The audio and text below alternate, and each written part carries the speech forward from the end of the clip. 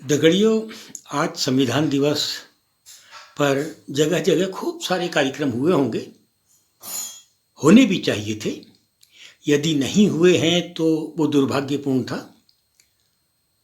संविधान दिवस के दिन एक सवाल उठना ही चाहिए। उत्तराखंड में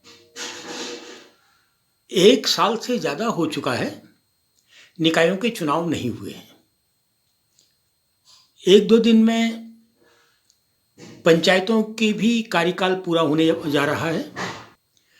संविधान के 73वें और 74वें संशोधन के बाद हमको 2 सरकारें मिली हैं। एक त्रिस्तरीय चुनाव, जिसमें ग्राम पंचायत का चुनाव होता है, वार्ड मेंबर का चुनाव होता है, क्षेत्र पंचायत का चुनाव होता है। एक जिला पंचायत का चुनाव हमको मिला है और निकायों के रूप में नगरों के चुनाव जनता को मिले हैं। यानी कि जनता अपने अपने हिस्से की, अपने क्षेत्र की छोटी सरकार चुन सकती है।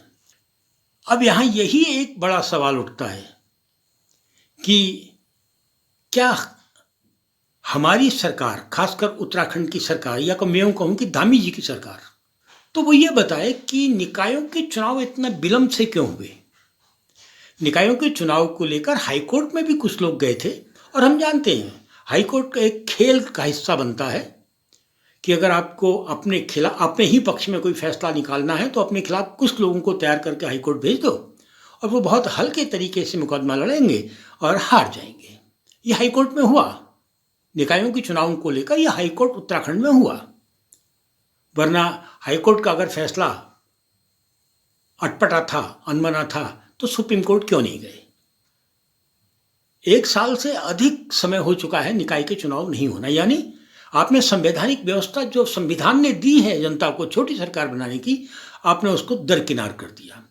इधर पंचायत के चुनाव भी ये समय पर करवा पाएंगे, समझ में नहीं आता कि अब आप निकाय के ही चुनाव नहीं करवा पाए हैं तो पंचायत के चुनाव में भी आप बदमाशी करेंगे, ये बात स्पष्ट हो चुकी है।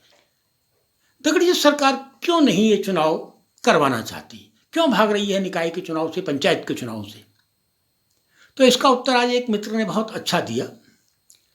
मित्र का कहना था कि अगर निकाय के चुनाव होते हैं या पंचायत के चुनाव होते हैं तो ये बैलेट से होंगे।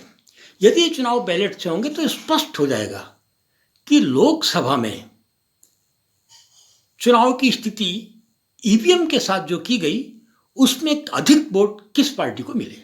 क्योंकि पंचायत और निकाय के चुनाव में भी सीधे सीधे अब जो चुनाव होते हैं वो राजनीतिक ही होते हैं।